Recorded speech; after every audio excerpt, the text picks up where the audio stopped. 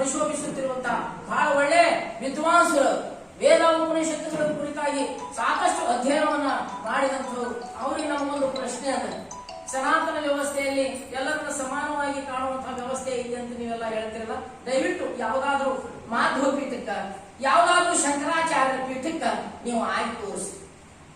ಬಹಳ ವಿದ್ವಾಂಸರಲ್ಲ ನೀವು, ಮನುಷ್ಯ ಮಾತನಾದಂತವ್ರು ಬೇಕಾದರೂ ಜ್ಞಾನ ಪಡಿಬಹುದಲ್ಲ.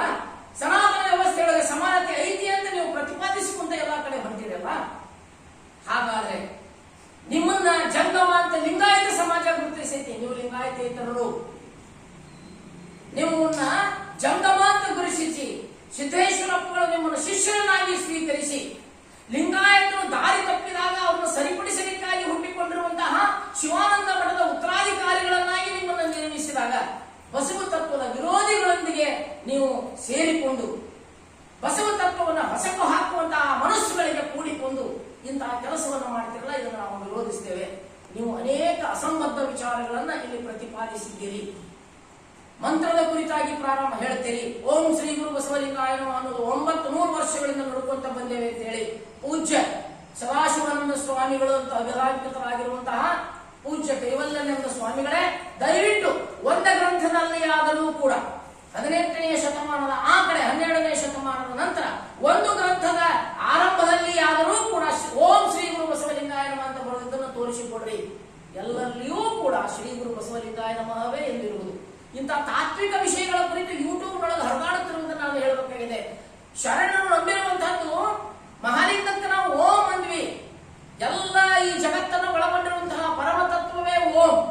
ಅದರ ಆಚೆ ಬಸವಣ್ಣ, ಆದಿಯಿಂದ ಅಕ್ಕತ್ತ ಬಸವಣ್ಣ, ಓಂಕಾರದಿಂದ ಅಕ್ಕತ್ತ ಬಸವಣ್ಣ ಅನ್ನುವಂತಹ ಸ್ಥಾನವನ್ನ ಬಸವಣ್ಣನವರಿಗೆ ಕೊಟ್ಟ ಕಾರಣಕ್ಕಾಗಿ ಬಸವಣ್ಣನವರ ಹೆಸರಿನ ಮೊದಲ ಯಾವುದೇ ಉಪಾಧಿಗಳು ಬೇಡ ಅನ್ನುವಂತಹ ತೀರ್ಮಾನವನ್ನ 12ನೇ ಶತಮಾನದ ಶರಣರೇ ನಿರ್ಣಯಿಸಿಕೊಂಡು ಎಲ್ಲ ತಾಡೋಲೆಗಳಲ್ಲಿ ಸಿದ್ಧಾಂತ ಶಿಖಾಮಣಿಯಂತಹ ಮಹಾ ಗ್ರಂಥಗಳಲ್ಲಿಯೂ ಕೂಡ ಆರಂಭದಲ್ಲಿ ಶ್ರೀ ಗುರು ಬಸವಲಿಂಗಾಯ ನಮಃ ಅಂತ ಗುರುವಾಕ್ಯವನ್ನು ಸ್ಮರಿಸಿ ಬರೆದಿರುವಂತಹ ಉದಾಹರಣೆಗಳು ಸ್ಪಷ್ಟವಾಗಿರುವಾಗ ಯಾಕೆ ಸುಮ್ಮನೆ ನೀವು ಈ ತರ ಮಾತನಾಡ್ತೀರಿ? ಯಾಕೆ ಈ ತರ ಮಾತನಾಡ್ತೀರಿ? ಇದು ಸರಿಯಾದಂತಹ ಮಾರ್ಗ ಅಲ್ಲ. ಬಹಳ ಅದ್ಭುತವಾಗಿರುವಂತಹ ಪೀಠದೊಳಗೆ ನೀವು ಶಿವಾನಂದ ಮಠದ ಪೀಠ ನಿಮಗೆ ಗೊತ್ತಿರಲಿ. ಆ ಪೀಠದೊಳಗೆ ಮುಸಲ್ಮಾನರಿಗೂ ಕೂಡ ಜಂಗಮ ದೀಕ್ಷೆಯನ್ನು ಕೊಟ್ಟು ಆ ಪೀಠದ ಸ್ವಾಮಿಗಳಾಗಿ ನಡೆದುಕೊಂಡು ಬಂದಿರುವಂತಹ ಒಂದು ವ್ಯವಸ್ಥೆ ಇದೆ.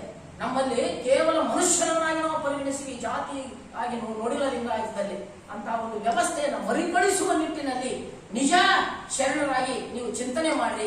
ಇಡೀ ನಿಮ್ಮ ಮಾತಿನ ತುಂಬಾ ಕೊಳಕುತನ, ಇಡೀ ಮಾತಿನ ತುಂಬಾ ಪಠ್ಯ ಹುಡುಗರ ರೀತಿ ಮಾತನಾಡುವ ರೀತಿ, ಇಡೀ ಮಾತಿನ ತುಂಬಾ ಬೇರೆಯವರನ್ನ ಪ್ರಗತಿಪರನ್ನ ಹೀಯಾಳಿಸುವ ಆ ಮಾತಿನ ಧಾಟಿ ಏನೈತಲ್ಲ, ಆ ಸ್ವಾಮಿತ್ವಕ್ಕ, ಆ ಜಂಗಮತ್ವಕ್ಕ ಶೋಭೆ ತರೋದಿಲ್ಲ.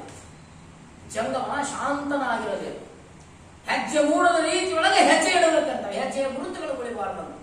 ಅಂದ್ರೆ ಅಷ್ಟೊಂದು ಸೂಕ್ಷ್ಮ ಪ್ರಜ್ಞೆಯಿಂದ ಇರಬೇಕಾಗಿರುವಂತಹ ನೀವು ಪ್ರಗತಿಪರರನ್ನ ಹೀಯಾಳಿಸುವ ನಿಮ್ಮ ಭಾಷೆ ಅದು ಲಿಂಗಾಯತದ ಭಾಷೆ ಅಲ್ಲ, ಅದು ಬಸವನ ಭಾಷೆಯಲ್ಲ, ಅದು ಹಿತಮಿತವಾಗಿರುವಂತಹ ಭಾಷೆಯಲ್ಲ, ಅದು ಜೀವ ವಿರೋಧಿಯಾಗಿರುವಂತಹ ವೈದಿಕ ವ್ಯವಸ್ಥೆಯ ಭಾಷೆ. ಅದಕ್ಕೆ ದಯವಿಟ್ಟು ನೀವು ಬಲಿಯಾಗಬಾರದು.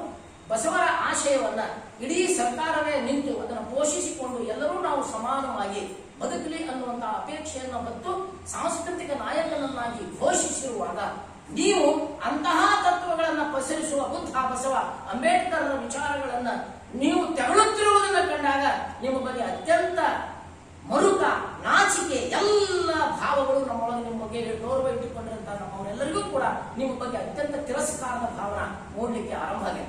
ನಾವು ನಂಬಿಕೊಂಡಿದ್ವಿ ಸಣ್ಣವರಿದ್ದೀರಿ ವಯಸ್ಸಿನಲ್ಲಿ ಬಹುಶಃ ಅದ್ಭುತ ಬದಲಾವಣೆ ಮಾಡ್ತೀರಿ, ಬಸವಣ್ಣನವರ ಕುರಿತಾಗಿ ಎಲ್ಲಾ ಕಡೆ ಚಿಂತನೆ ಮಾಡ್ತೀರಿ ಅಂತ ಹೇಳಿ ನಾವು ನಂಬಿದ್ವಿ.